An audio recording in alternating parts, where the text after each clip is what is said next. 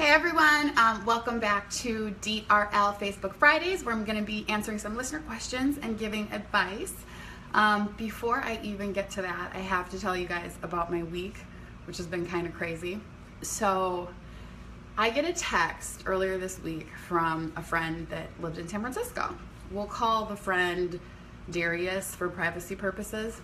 Anyway, so Darius sends me a text and he says, "Hey, how's it going? How are you?" He's just catching up. We have a lot of mutual friends, lives out in San Francisco. So I'm like, "I'm good. How are things going with you?"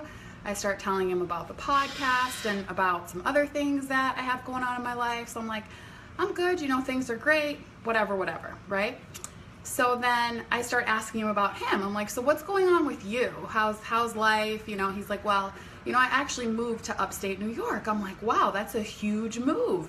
Do you still have your app?" He had this app that he was working on. And he says, "What app are you talking about?" And I'm like, your app that you used to have." And he's like, I don't have an app. I have no idea what you're talking about."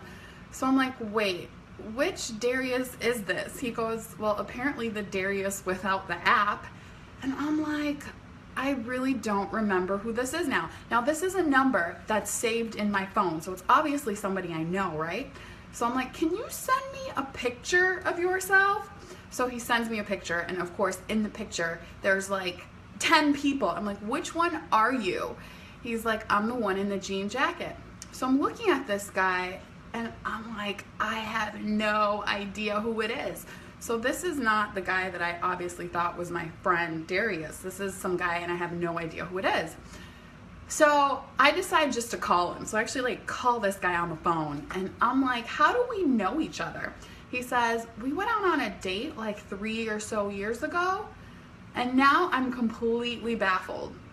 Now I date a lot, and this made me think I need to stop dating because now I'm forgetting people that I've actually been on face-to-face dates with. So it turns out we went out 3 or so years ago, and a friend of mine hooked us up. He said we went to Midtown, we got drinks in Midtown, and I don't remember any of this. So I think I might need to take a little break from dating over the holidays because I'm clearly starting to forget my dates, and that's just not cool. So I'm going to get to this week's listener question. This one is from Don. He is in Orlando, Florida, and Don has a question about his upcoming wedding. So Don says, this is a guy, by the way. Don says, "Ever since I proposed to my fiancé, she has done a 180. Being assertive is nothing new, but she has taken things to a whole new level since we got engaged. Nothing I do lately seems to be right. If it's not one thing, it's another. I had the chance for a new opportunity at work. I turned it down because I didn't want it, and ultimately it was going to be a bad move in the long run. She was upset about that decision and is still talking about it. Then we moved in together, she asked me to get rid of some of my things, mainly because we had duplicates. Since then, it seems to be all about her and her needs. I know how you women get about weddings and planning, but this has gone far beyond that. In the past 3 years since we've been together, I have not seen this controlling, obsessive side of her, and I'm starting to wonder if this is someone I should be spending the rest of my life with. I've talked to her about this and nothing has changed. I don't want to sign up for a lifetime of this. She's a good person and I don't want to break her heart. How should I tell her I want to call things off?"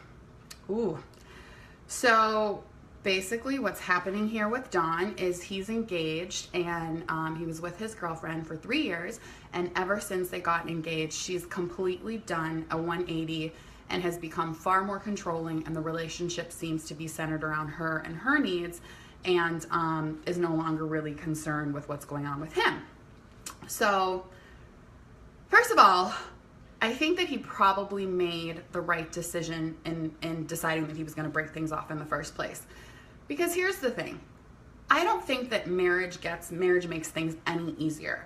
If things are hard when you're in a relationship, and this is at the point where you don't have property together, you don't have children together, you don't have a mortgage, you don't have in-laws to worry about, all these things come along with marriage, and if you can't handle the stress of whatever's going on now, how are you going to handle it when all these things come along? So he said he did talk to her about it already, and I assume and I hope what he did when he talked to her was sit down and have a conversation about exactly what's going on, how he's feeling, and what he would like to change, and figure out why she had that, complete shift in who she was and how she was acting. Now, if he did all that and nothing has still changed, I completely support his decision to call it off, because this is a red flag and you don't want to get into a marriage and have to deal with this forever. So how should he do it? Quickly. I don't know when they're getting married, but this is definitely not something that he should be waiting on and stalling. The worst thing he can do is wait, because he doesn't want to break her heart, because you're going to break her heart more if you don't do this soon. So I say, Dawn, you need to do this right away. So you sit her down, understand that she's going to be angry, she's going to be upset, she's probably going to yell. So be prepared for the fact that a lot of emotion is going to come out.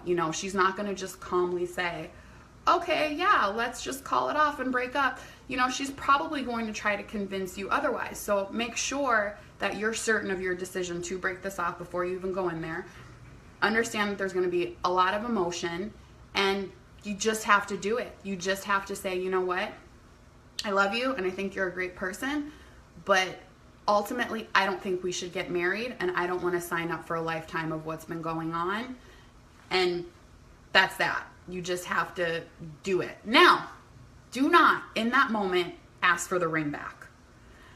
I don't know how everybody feels about whether they should give the ring back or not give the ring back, but in that moment, when she's angry and she's upset, what you don't want to do is say, hey, by the way, can I get my ring back? You should definitely wait for that, wait until things are sorted out before you ask for the ring back. And also, make sure that night when you have this conversation with her, that you have some place to go. I don't think it's going to be a healthy thing for you guys to be in the same space after this conversation is had. So have it soon. Just rip the Band-Aid off, and make sure that you're going to be the level-headed person in this conversation that's going to be filled with a lot of emotions. And I would even, coming into the conversation with her, I would even write down what it is that you're feeling, just because when she gets emotional about everything that you're saying, it's going to be easy to go all over the place and lose your train of thought and lose why it is that you're really having the conversation. So come into the conversation ready to talk and expecting emotion.